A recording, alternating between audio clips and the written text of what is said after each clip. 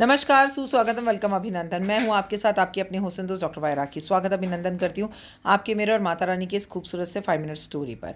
एक बहुत दिनों की बात है, एक छोटी सी बच्ची थी जिसकी उम्र करीबन 16-17 साल थी। एक रेल दुर्घटना के अंदर उसके माता पिता दोनों की मृत्यु हो गई और दोनों की मृत्यु होने के बाद वो बिल्कुल अकेली बैठ गई। एक पीपल के पेड़ के नीचे जाकर बैठी और अपना सर मार मार के रोने लगी। इतने में वो बेहोश हो गई। इतने में वहाँ एक सांप आया, उसने उसे डसा और वो मर गई। लेकिन उसके मरने के बाद भी उसकी जो आत्मा थी वो पीपल के पेड़ पर रह गई।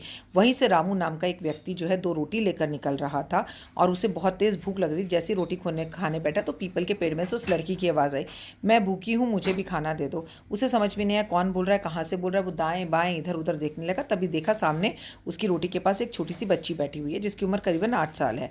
और वो बच्ची जो है रोटी मांगने लगी। नवरात्रों का समय चल रहा था, क्योंकि नवरात्रे है तो इसलिए गुप्त नवरात्रों में आपको ये कहानी सुना रही हूँ।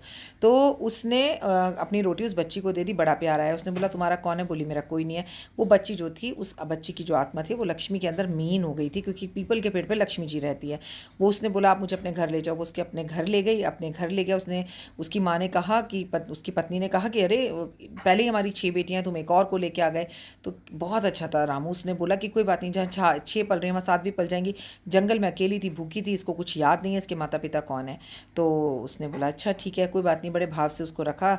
आधी आधी रोटी मिलकर खाई। जब देखी इतनी गरीबी और दरिद्रता, माता लक्ष्मी को, जो कि आज नवरात्रों में माँ लक्ष्मी, माँ काली और माँ सरस्वती की हम पूजा करते हैं, उन्हें बड़ी दया आई। उन्होंने एक लात मारी, झुग्गी जो थी वो महल बन गई और माँ ने उसे वरदान दिया। तो आप कभी भी बहुत ज़्यादा परेशान हो तो याद रखिएगा किस रूप में माँ आप अकेले होकर अपनी गोद में आपको ले लें। जैसे उस बच्ची को सांप काटा और माँ ने अपनी गोद में ले लिया, अपनी शरण में लेके अपनी बेटी बना लिया। और किस रूप में माँ लक्ष्मी आकर कब आपकी सोई हुई गरीबी को जगाकर आपका भाग्य जगा दे, ये तो वो दुर्गा ही जानती है। इसलिए जय माता दी कमेंट्स में ज़रूर लिखिए और पॉजिटिव रहिए। कहानी